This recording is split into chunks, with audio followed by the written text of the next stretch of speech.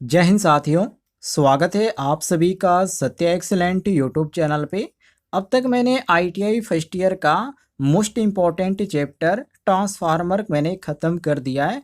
कुछ basic question था वो भी मैंने आपको बता दिया है जो परीक्षा में पूछे जाएंगे।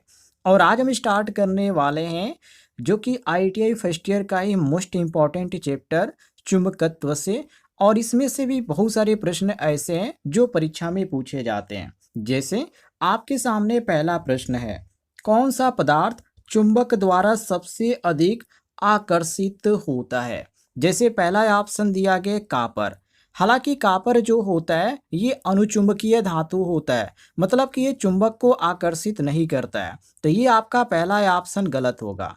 और बी ऑप्शन दिया गया सॉफ्ट आयरन, मतलब कि नरम लोहा, तो ये आपका बिल्कुल सही हो जाएगा, क्योंकि लोहा जो होता है ये चुंबक को आकर्षित करता है। मतलब कि नरम लोहा जो होता है फेरोमैग्नेटिक पदार्थ होता है, तो ये चुंबकीय क्षेत्र में बहुत ही जल्द चुंबकित हो जाता है। तो विद्युत चुंबकत्व के जो कोर होते हैं उसके रूप में इसका उपयोग किया जाता है। तो ऑप्शन यहाँ पर बी आपका सही हो जाएगा।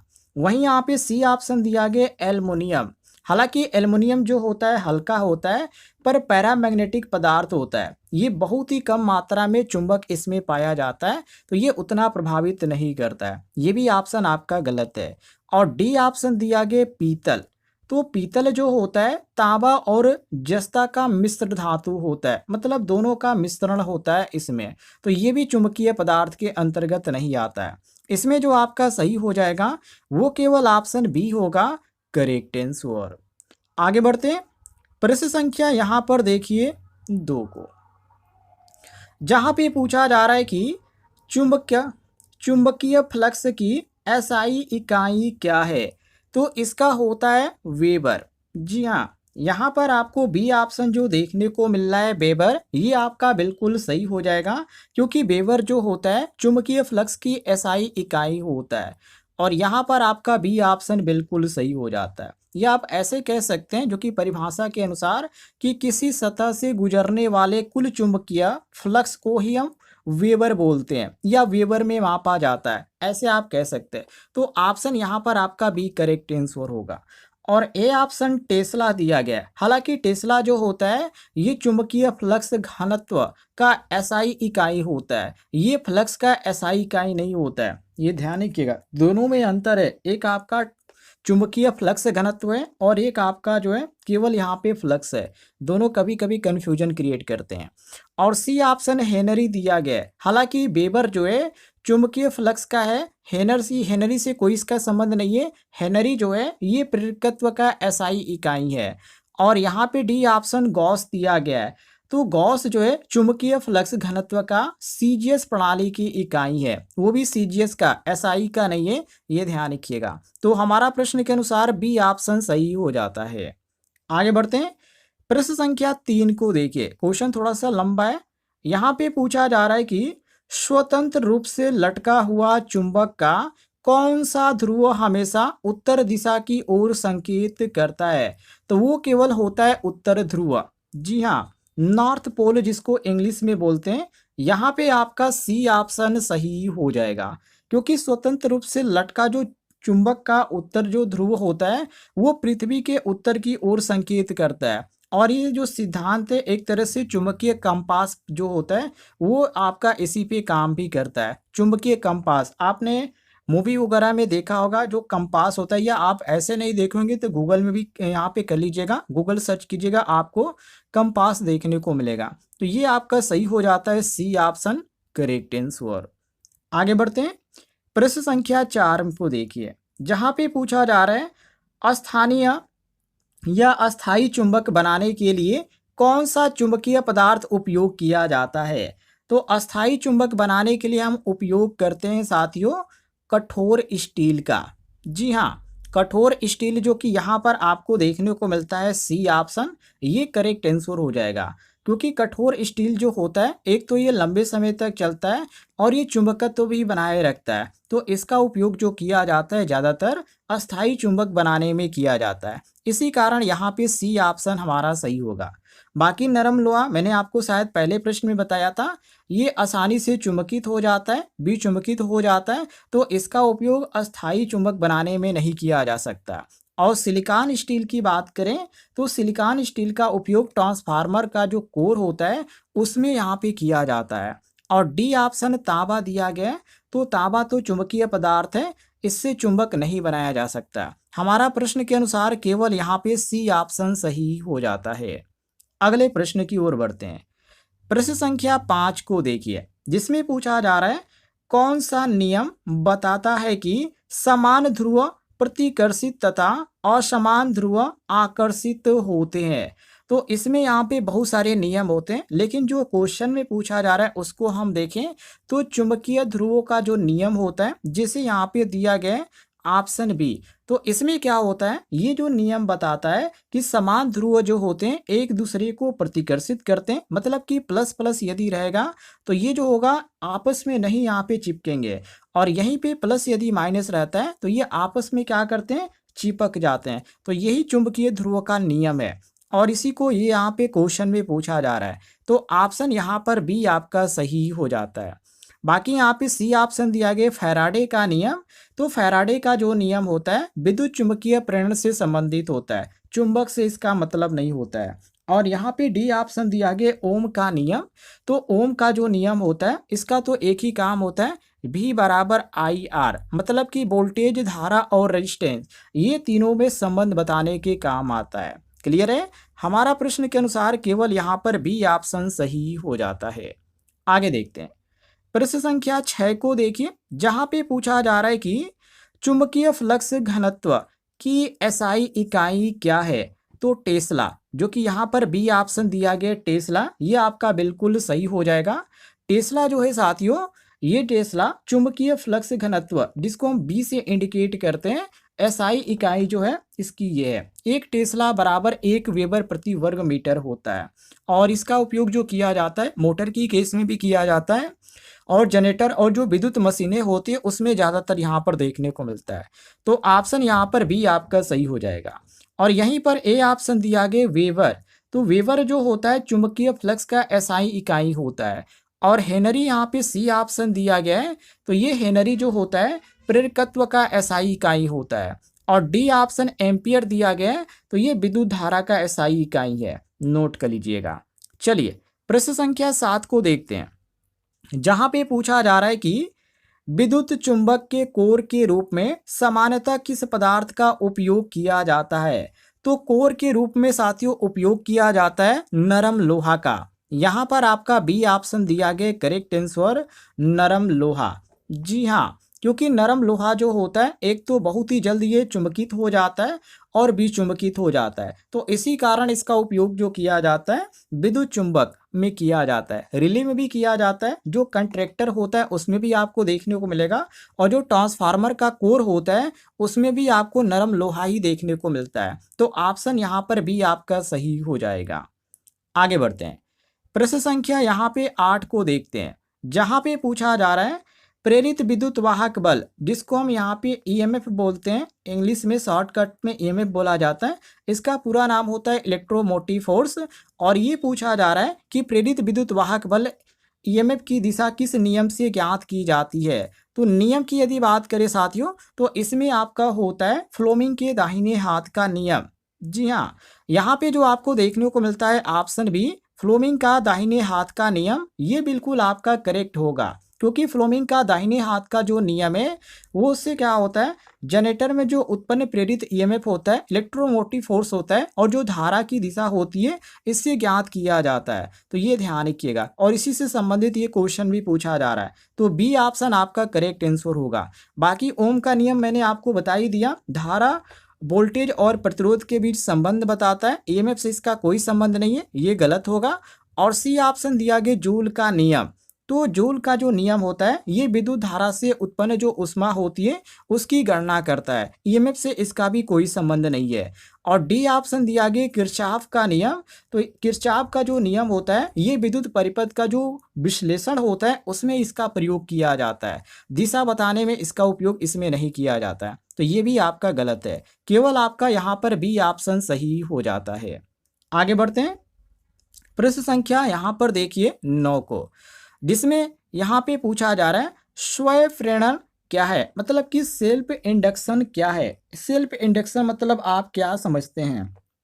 तो देखिए यहाँ पे लंबा ऑप्शन दिया गया है कि अपने ही धारा के परिवर्तन से उसी कुंडली में प्रेरण, या आप ऐसे समझ लीजिए कि जब किसी कुंडली में बहने वाली धारा जो होती है वो बदलती है तो उसी कुंडली में विरोधी ईएमएफ भी उत्पन्न होता है, तो इसे ही बोला जाता है स्वयं प्रेरण। और इसी को लेकर ये प्रश्न पूछा जा रहा है, तो ऑप्शन आपका यहाँ पर बी सही हो जाएगा।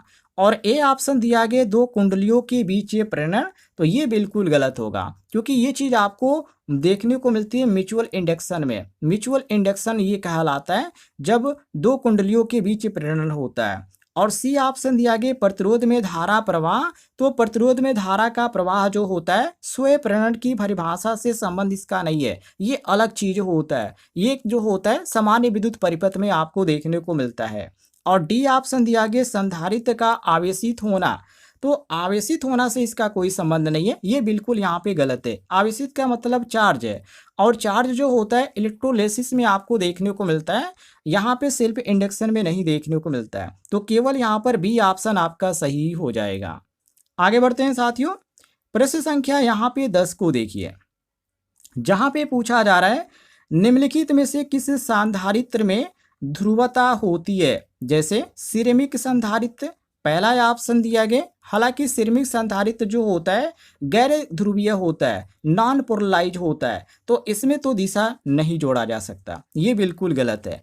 और माइका संधारित्र दिया गया है, तो इसमें भी यहाँ पे नहीं जोड़ा सकता, क्योंकि माइका भी जो होता है ये संधारित्र भी गैर संधारित्र के अंतर्गत आता है, गैर ध्रुवीय इसको बोला जाता है, तो इसका भी उपयोग हम नहीं कर सकते। लेकिन यहाँ पे सी ऑप्शन आपका सही दिया गया है, जो कि इलेक्ट्रोलाइट संधारित्र, इलेक्ट्रोलाइट का संधारित्र जो होता है जो कि ध्रुवीय होता है, तो इसे आप माइनस और प्लस जो होता है एक टर्मिनल के साथ आप जोड़ सकते हैं। आइए ध्यान रखिएगा। और इसी को लेकर ये पूछा जा रहा है कि निम्नलिखित में से किस संधारित्र में ध्रुवता पोलरिटी, पोलरिटी मतलब यहाँ पे जो ध्रुवता है उसकी बात किया जा रहा है कि जोड़ा जा सकता है, तो ये इलेक्ट्रोलाइट संधारित्र में जोड़ा जा सकता है। सी ऑप्शन आपका यहाँ पे सही हो जाएगा। आगे बढ़ते हैं, प्रश्न संख्या यहाँ पे 11 को देखिए, जहाँ पे पूछा जा रहा है प्रेरित विद्युत वाहक बल ईएमएफ उत्पन्न करने वाले कारण का विरोध किस नियम के अनुसार करता है। तो नियम पूछा जा रहा है, तो लेंज का नियम आपने पढ़ा होगा। लेंज का नियम क्या कहता है कि प्रेरित ईएमएफ की दिशा हमेशा उसी कारण का विरोध करता है जिससे वो उत्पन्न होती है, मतलब ऊर्जा संरक्षण के सिद्धांत पर ये आधारित है ये नियम। तो ऑप्शन में आपका जो सही मैच कर रहा है वो ऑप्शन यहाँ पे देखिए बी दिया गया है, लेंज का नियम। बी ऑप्शन आपका यहाँ पे सही हो जाएगा। और ओम के नियम के बारे में मैंने आपको बता ही दिया, फैराडे का प्रथम नियम है इसके बारे में मैं आपको बता ही दिया।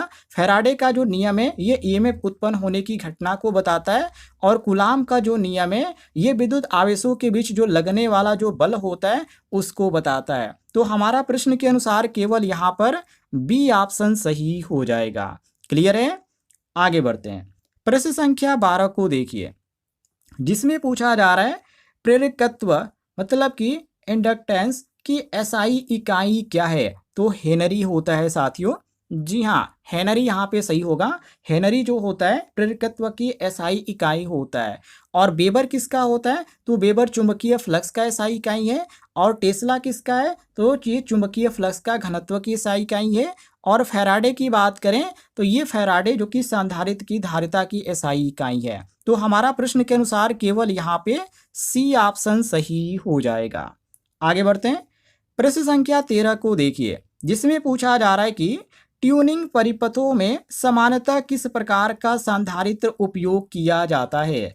तो इसमें साथियों उपयोग किया जाता है परिवर्ती संधारित्र का, मतलब कि वेरिएबल कैपेसिटर का। और वेरिएबल कैपेसिटर जो आपको देखने को मिलता है यहाँ पर देखिए ऑप्शन बी में देखने को मिल रहा है, तो ये आपका बी ऑप्शन आपका सही हो जाता है, ये ध्यान रखिएगा।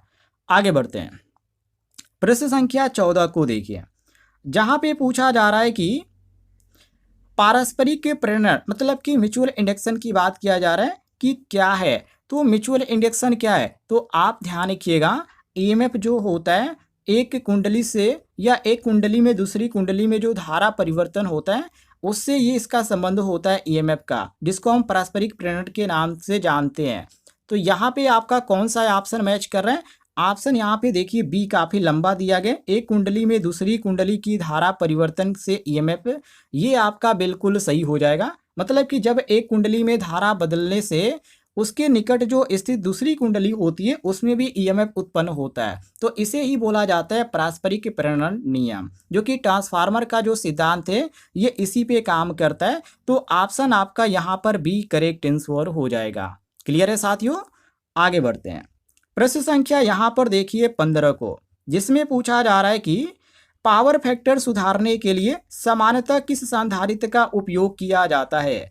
तो पावर फैक्टर सुधारने के लिए साथियों पावर संधारित्र, जो कि यहाँ पे पावर कैपेसिटर आप कह सकते हैं, यहाँ पर आपका जो दिया गया सी ऑप्शन ये आपका बिल्कुल करेक्ट आंसर हो जाएगा, क्योंकि पावर कैपेसिटर का जो उपयोग किया जाता है इंडक्टिव लोड की जो और रिएक्टिव शक्ति होती है उसको कम करने के लिए किया जाता है, ताकि कम करके पावर फैक्टर सुधारा जा सके।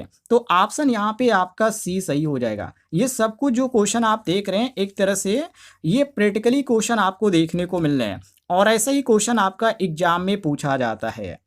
आगे बढ़ते हैं। प्रश्न संख्या 16 को देखिए, जहाँ पे पूछा जा रहा है किस पदार्थ की चुंबकीय पारगम्यता बहुत अधिक होती है? तो ये आपका नरम लोहा का होता है। यहाँ पर आपका बी ऑप्शन सही हो जाएगा, क्योंकि नरम लोहे की जो चुंबकीय पारगम्यता होती है ये बहुत ही अधिक होती है, तो इसलिए इसका उपयोग जो किया जाता है ट्रांसफार्मर में किया जाता है, मोटर में किया जाता है, और भी बहुत सारे विद्युत जो चुंबकीय उपकरण है उसमें इसका किया जाता है, कोर में भी इसका उपयोग किया जाता है। तो ऑप्शन आपका यहाँ पर बी सही हो जाएगा। आगे बढ़ते हैं।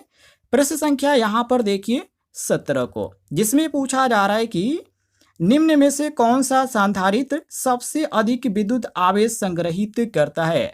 तो सबसे अधिक जो यहाँ पे संग्रहित करता है साथियों वो आपका होता है इलेक्ट्रोलाइट संधारित्र, जो कि यहाँ पे इलेक्ट्रोलाइट संधारित्र आपको बी ऑप्शन देखने को मिल रहा है। ये आपका बी ऑप्शन यहाँ पे सही हो जाएगा। आगे बढ़ते हैं। प्रश्न संख्या 18 को देखिए, जिसमें पूछा जा रहा है धारा वहन करने वाले चालक के चारों ओर चुंबकीय क्षेत्र की दिशा किस नियम से ज्ञात की जाती है? तो इसमें आपका एक ही नियम लागू होता है, दाहिने हाथ का अंगूठा नियम, मतलब कि राइट हैंड थंब रूल, और यहाँ पे आपको देखने को मिलता है बी ऑप्शन करेक्ट आंसर। आगे बढ़ते हैं। प्रश्न संख्या 19 को देखिए, इसमें पूछा जा रहा है कुंडली को प्रेरकत्व बढ़ाने वाला प्रमुख कारक कौन सा है? मतलब कि कुंडली का जो प्रेरकत्व है जिसको इंडक्टेंस बोला जाता है, ये बढ़ाने वाला कारक कौन सा है? तो उसको कुंडलियों की संख्या बढ़ाना, मतलब कि इंक्रीजिंग नंबर ऑफ टर्न्स के नाम से जाना जाता है, और यहाँ पे आपको बी ऑप्शन देखने को मिल रहा है, कुंडलियों की संख्या बढ़ाना। बी ऑप्शन आपका सही हो जाएगा। आगे बढ़ते हैं। प्रश्न संख्या 20 को देखिए, जिसमें पूछा जा रहा है कि धारिता की एसआई इकाई क्या है? जितने भी लोग इस वीडियो को देख रहे हैं इसका उत्तर देने का प्रयास कीजिएगा कमेंट बॉक्स में, जहां पहला ऑप्शन है हेनरी, बी ऑप्शन दिया गया वेबर, सी ऑप्शन है फेराड, और यहाँ पे डी ऑप्शन दिया गया टेस्ला। कौन सा ऑप्शन आपको सही लग रहा है? कमेंट बॉक्स में उत्तर देने का प्रयास कीजिएगा।